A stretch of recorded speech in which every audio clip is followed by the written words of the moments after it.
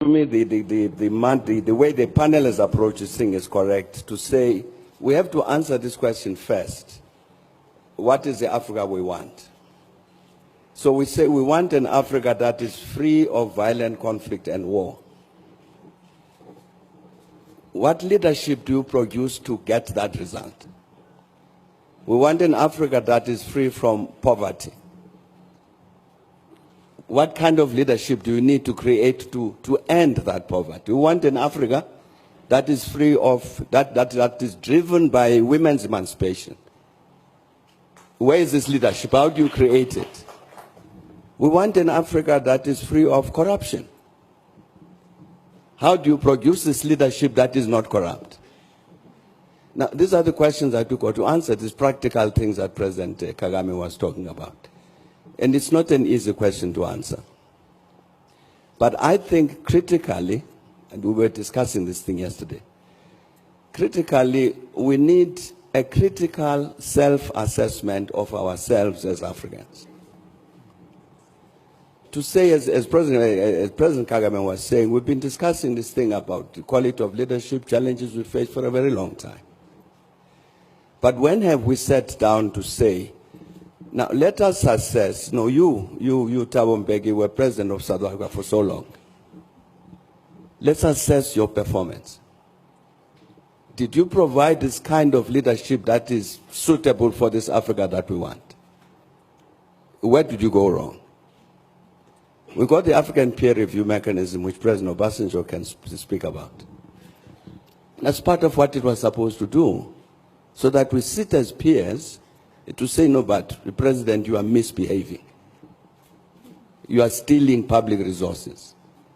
You've accessed power in order to put money in your pocket. This is not the leadership we want. But we're not doing that sufficiently because we're afraid. We're afraid to speak frankly to one another about the wrong things that we're doing. And I think if we don't do that, we will meet a century hence to discuss the same question. I think that critical self-assessment of the continent is necessary. And I mean a real, critical, truthful self-assessment that's critical. And I think that would be an important step forward in terms of producing this kind of leadership which Africa wants. I'm handing this to President Kab. I suspected you might do that, yes.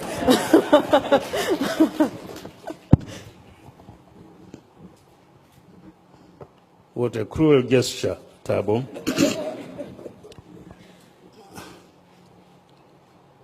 We want an Africa, as you said, where there is equality of gender, equality of opportunity, promise of a good, healthy life, promise of an educated society, promise of a leadership that thinks more about service than being served.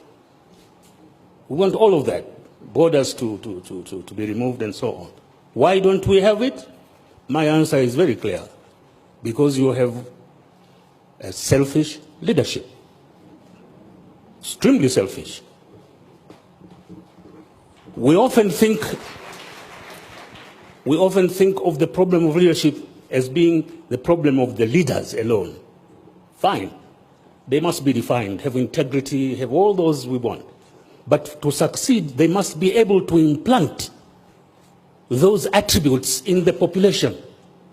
Their political parties must be organized in such a way that they reflect those values and embody those aspirations in their political interaction. If they don't, you have trouble. We are multi-ethnic societies. What basic values have we embodied in these societies? Equality? Or is it diversity? How do you convert diversity into strength rather than diversity as a cause for war and internecine fighting? Can it be done? It can be done.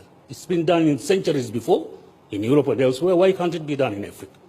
But we don't have the will because we are selfish. We are concerned of the here and now in the seat I am in. That's wrong. We have, it's ironical that you have a continent with the best natural resources of any others as of today. But they are being exploited for the sustenance of those who enslaved us and continue exploiting us rather than being exploited for our own emancipation.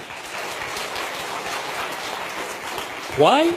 Because you have a leadership that does not recognize the degree of present-day enslavement, economic enslavement, and the necessity for emancipation.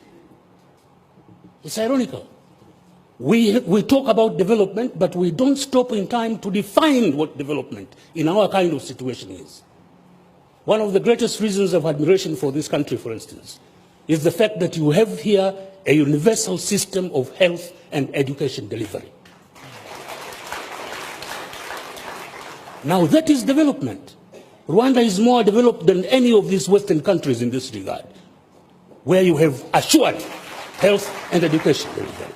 So we really must rethink where we are, why we are, what we can be, and how we can. I agree, women, youth, and all those things. But internally, the fault is in us, dear Brutus, not in our stars. Thank you.